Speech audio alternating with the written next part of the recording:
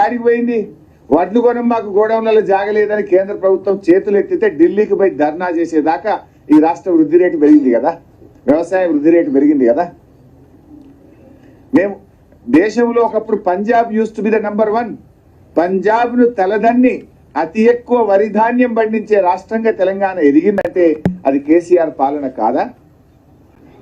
పక్క రాష్ట్రాలు తమిళనాడు, కర్ణాటక మాకు తిండి గింజలు లేవు జర ఇస్తారా అని తెలంగాణను అడిగే స్థితికి కేసీఆర్ తెలంగాణను చేర్చిండు. కరువు కాటకాలకు నిలయంగా ఉన్న తెలంగాణ దక్షిణ భారతదేశానికి ధాన్యాగారంగా మార్చినమంటే అది మా ప్రభుత్వ పనితీరు కాదా? మీరు 10 ఏళ్ల పనే జరగలేదని చెప్తే అంటే ప్రజలు నవ్వుకోరా?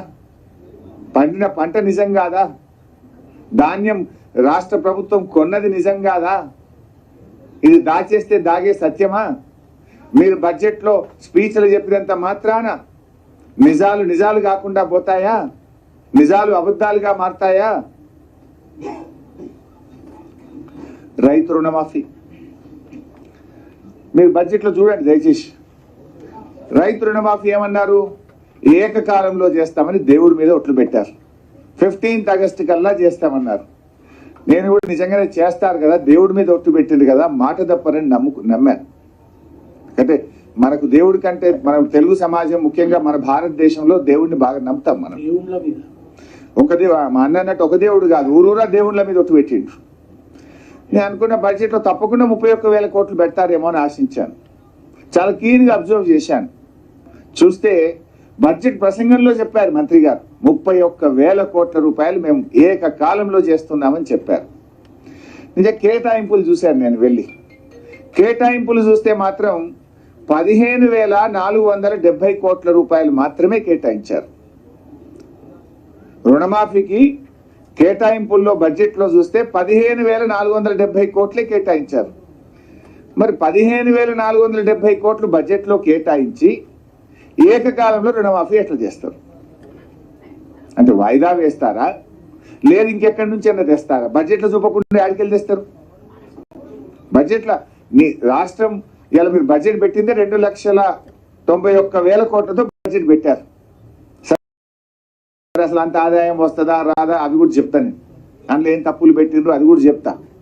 పెట్టింది 2,91,000 కోట్లలో రుణమాఫీ 31,000 కోట్లు చూపించాలన్నా వద్దా? చూపింది మాత్రం 15,470 కోట్లు. మరి ఇక్కడ కూడా అనుమానాలు వస్తున్నాయి. మరి రేపు అసెంబ్లీలో అడుగుతాం, దాన్ని ఎట్లా సాటిస్ఫై చేస్తారో చూద్దాం.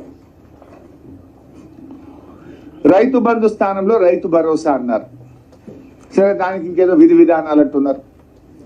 మరి అది ఎప్పుడు చేస్తారు, ఎంత కోతలు పెట్టరు? వీళ్ళు చూస్తుంటే కోతలు పెట్టడానికి ఇదంతా ఒక నాటకాలు ఆడుతున్నారు. సరే, దాని మీద కూడా రేపు తప్పకుండా అసెంబ్లీలో గట్టిగా అడిగి అర్హులైన రైతులకు అందరికీ వచ్చేటట్టుగా బీఆర్ఎస్ పార్టీ ప్రయత్నం చేస్తారు. మైనార్టీలకు 4,000 కోట్లు బడ్జెట్లో పెడతామన్నారు. వాళ్ళ మేనిఫెస్టోలో చెప్పారు. కానీ ఈరోజు బడ్జెట్లో చూస్తే 3,000 కోట్లే పెట్టినారు. ముస్లిం మైనార్టీలకు ఓ మంత్రి లేడు, ఓ ఎమ్మెల్యే లేడు, ఓ ఎమ్మెల్సీ లేడు. కనీసం బడ్జెట్ కూడా చెప్పిన కాడికి 4,000 ఇవ్వకుండా 1,000 కోత పెట్టిండ్రు. మైనార్టీలకు కూడా అన్యాయం చేసిండ్రు. గ్యారంటీలు గాడి తప్పినాయి, డిక్లరేషన్లన్నీ డీలబడ్డాయి. రాహుల్ గాంధీ, ప్రియాంక గాంధీ గారు ఇచ్చిన హామీలన్నీ కూడా ఇవాళ నీటి మూటలైపోయినాయి. బీసీలకు ఏం చెప్పిండ్రు? 5 ఏళ్లలో 1,00,000 కోట్లు ఖర్చు పెట్టమని బీసీ డిక్లరేషన్లో చెప్పిండ్రు, మేనిఫెస్టోలో చెప్పిండ్రు. కానీ బీసీలకు బడ్జెట్లో పెట్టింది 9,000 కోట్లే. అంటే 11,000 తక్కువ పెట్టినట్టే కదా. 5 ఏళ్లలో 1,00,000 అంటే సంవత్సరానికి 20,000 రావాలి. కానీ పెట్టింది 9,000. అంటే బీసీల బడ్జెట్లో 11,000 కోత పడ్డది. ఇక బడ్జెట్ స్పీచ్లో చెప్తున్నారు ఆయన, విద్యుత్ కోతలు లేకుండా వేసవి కాలంలో కరెంట్ ఇచ్చారట. ఇచ్చిందా లేదా జర్నలిస్ట్గా మీకే తెలుసు. మీ ఆఫీసులలో ఎంత ఇబ్బంది పడ్డారో మీకే తెలుసు. నా ప్రెస్ మీట్ చూస్తున్న ప్రజలందరూ కూడా అనుకుంటారు కదా, బట్టి గారి మాటలు విన్నారు, నా మీటర్లు వింటున్నారు. 24 గంటలు వచ్చిందా లేదా? ఇన్వర్టర్లు, కన్వర్టర్లు, జనరేటర్లు మళ్ళీ ఇండ్ల పొన్న వచ్చినాయా లేవా? మంత్రుల సమావేశాల్లో ఎన్నిసార్లు కరెంట్ పోతే మీరే ఫోటోలు వేసిండ్రు, మీరే టీవీలలో చూపించిండ్రు. చీకట్ల క్యాండిల్ పెట్టుకొని మంత్రులు రివ్యూలు చేస్తున్నారు. మేము ప్రాజెక్టులను, పెండింగ్ ప్రాజెక్టులను రన్నింగ్ ప్రాజెక్టులు చేసి ఇవాళ రాష్ట్రంలో లక్షల ఎకరాలు కొత్త ఆయకట్టు తెచ్చాం. అఫ్ కోర్స్ ఇరిగేషన్ పద్ధతిలో గట్టిగా మాట్లాడతాం.